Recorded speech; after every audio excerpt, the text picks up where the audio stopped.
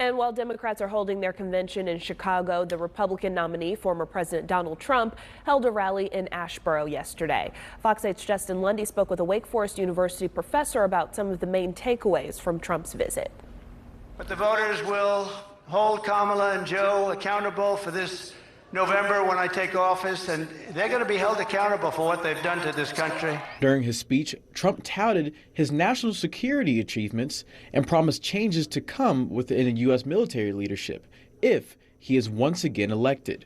I will ask for the resignations of every single senior military official who touched the Afghanistan disaster. I want their resignations immediately. Wake Forest University communication professor Nate French believes the former president dwelled in the past and didn't present a thorough strategy for the future.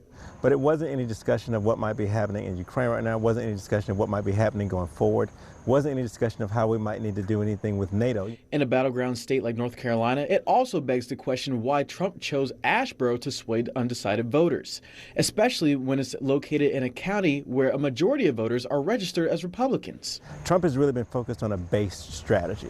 He's always had about a base of 47% and a height of 47%. And his focus is on whether he can get those individuals out.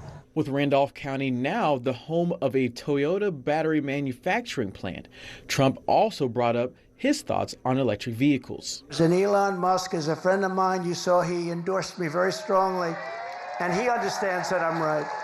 And I love electric cars, and they have an incredible purpose. They have an incredible purpose. They're unbelievable what they can do, and he makes a great product. But I told him, I said, you know, before you endorse, you have to understand, we have to have gasoline-propelled cars. Meanwhile, French says the car industry is going through drastic changes right now and will continue to do so. And we'll see the retraining and retooling of people, technicians, of people that know how to handle cars. We see, I think there's going to be a new rollout of electrical stations and charging stations nationwide. French expects Trump or his running mate J.D. Vance to visit North Carolina several more times this election season and will return with a better plan to persuade voters to choose him over Vice President Kamala Harris. We put America first, and we're going to make America great again. Thank you all very much. Reporting in Asheboro, Justin Lundy, Fox 8 News.